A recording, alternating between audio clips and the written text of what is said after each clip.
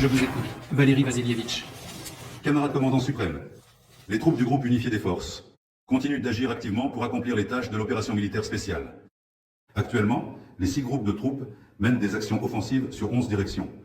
Dans ce contexte, le groupe de troupes Nord mène une offensive pour libérer les régions de l'oblast de Koursk, sur le territoire desquelles les forces armées ukrainiennes ont effectué une invasion. La majeure partie du territoire de l'oblast où l'invasion a eu lieu est maintenant libérée. Cela représente 1260 km², soit 99,5%. Il reste 2 zones où les combats se poursuivent. Il s'agit de la zone des localités d'Olechna et de Garnal. Elle se trouve directement à la frontière avec l'Ukraine. Hier, les unités des 51e et 137e régiments de parachutistes de la 106e division aéroportée ont libéré Olechna. Et actuellement, le nettoyage des zones forestières au sud de cette localité est en cours d'achèvement. La superficie totale de ces zones est d'environ 3 km², ce qui est petit. Dans la région de Garnal, le nettoyage du territoire du monastère masculin de Garnal est en cours d'achèvement et les groupes d'assaut de la 810e brigade de marine mènent des combats pour détruire les unités ennemies à Garnal et dans les bosquets adjacents sur une superficie totale de 4,5 km². Les zones elles-mêmes sont petites, mais l'ennemi y a concentré ses principaux efforts pour les maintenir, utilisant activement des drones et des munitions à sous-munitions. Nos forces et moyens de lutte contre batterie infligent des dommages à l'artillerie ennemie et mettent en œuvre un ensemble de mesures de riposte pour contrer les drones ennemis.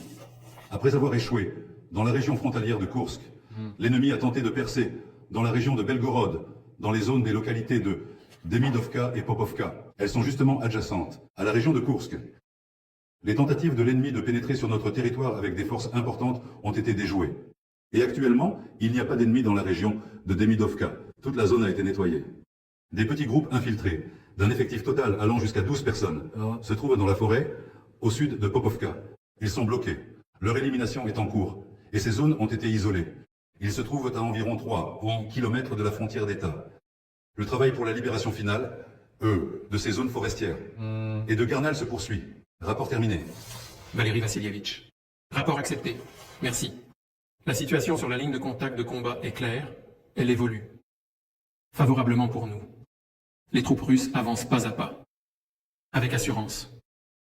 Concernant les régions frontalières, les régions de Koursk et de Belgorod, après l'achèvement du travail de combat pour nettoyer ces territoires, faites un rapport, séparé.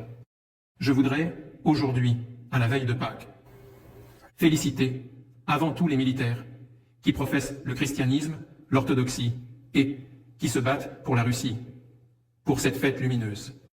Je félicite tous ceux dans notre pays et dans le monde qui célèbrent le jour à venir, qui l'honorent et le respectent.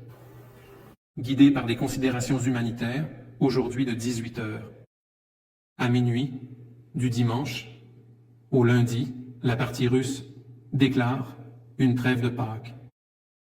Je donne l'ordre d'arrêter toutes les actions militaires pendant cette période. Nous partons du principe que la partie ukrainienne suivra notre exemple.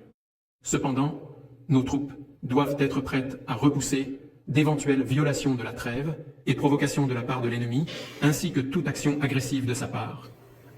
Nous savons que le régime de Kiev a violé plus de 100 fois, comme vous me l'avez rapporté, les accords sur l'absence de frappe contre les infrastructures énergétiques. C'est pourquoi je vous demande d'être extrêmement vigilant et concentré, prêt à répondre immédiatement dans toute la mesure du possible.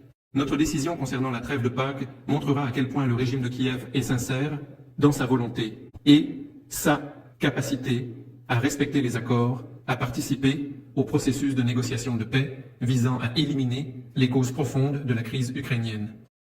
De notre côté, nous avons toujours été prêts à cela. Et nous saluons de toutes nos forces le désir de la partie américaine, du président Trump, de nos amis chinois, du président de la République populaire de Chine, des pays des BRICS et de tous les partisans d'un règlement pacifique et équitable de la crise ukrainienne. Valérie Vassilievitch, je vous demande encore une fois de transmettre à nos combattants mes félicitations et ma gratitude pour leur service à la patrie, pour leur dévouement et leur héroïsme. À vos ordres, certainement. Nous en avions déjà convenu auparavant. Il ne reste plus qu'à donner les dernières instructions aux troupes, aux commandants des groupes, pour qu'ils commencent à exécuter ce dont nous avions convenu. À vos ordres, Valérie. Merci.